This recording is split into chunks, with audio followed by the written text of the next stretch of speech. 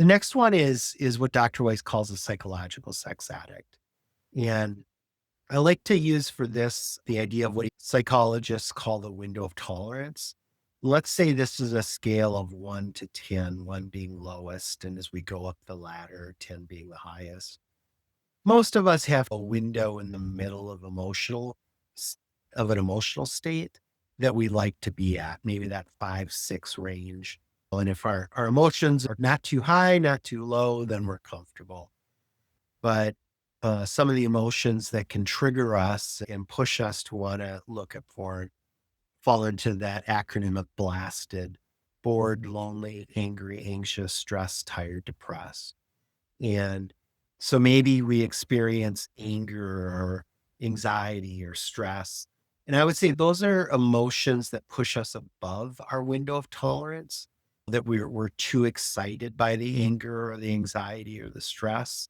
And so what we're looking to do, maybe through engaging in porn or some type of sexual activity, is we're trying to look to release that higher emotion and come back down into our window of tolerance.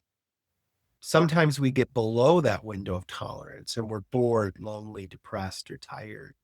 And what we're looking to do is what the porn does is it excites us and gets us kind of revved up to move back up into the window of tolerance.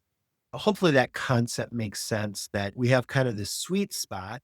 Get maybe a way to think of it as the old story of Goldilocks and the Three Bears, that we have our just right zone, but then sometimes if we get too excited, too low, then we want to address that.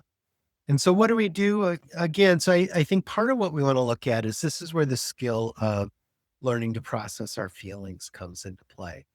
And if I've never learned what to do with my anger or my anxiety or my stress, simply by learning constructive ways to manage those and respond to those constructive methods can bring me back into my window of tolerance without having to turn to something like porn.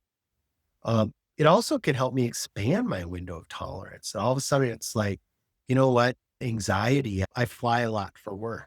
And every once in a while, the thought creeps into my head, wow, I hope we don't get into an accident or a crash. And so what do I do with that? Well, you know what? I let the logic play out. Yep, there's thousands of flights every day that don't, it's makes sense that that's scary for me, but I can kind of talk myself through it to process that. And then similarly, if I'm bored, I might use the stop, drop, and breathe. If I'm depressed, why am I depressed?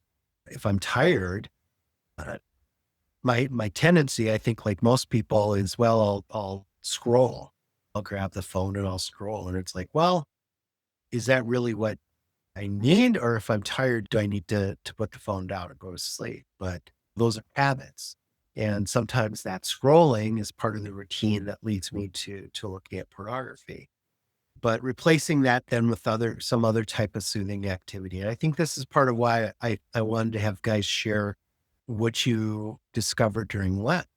Many of the guys have said, hey, by not doing what I gave up for Lent, it allowed me to do X, Y, and Z, go for walks, read a book, spend a little bit more time outside, those things that can rejuvenate me and help me experience peace in other ways. And then, as I mentioned, working to expand that window of tolerance, I can deal with being bored. Sometimes the thing that makes it difficult to be bored is we have to face certain things that we're uncomfortable with, that maybe I'm not happy about something in my life. And what I do is I keep myself so busy that I don't have to think about that. So those are just some ideas. It's not all encompassing, but what I specifically want to draw the attention to is this idea that when do I end up above my window of tolerance, and when do I end up below it?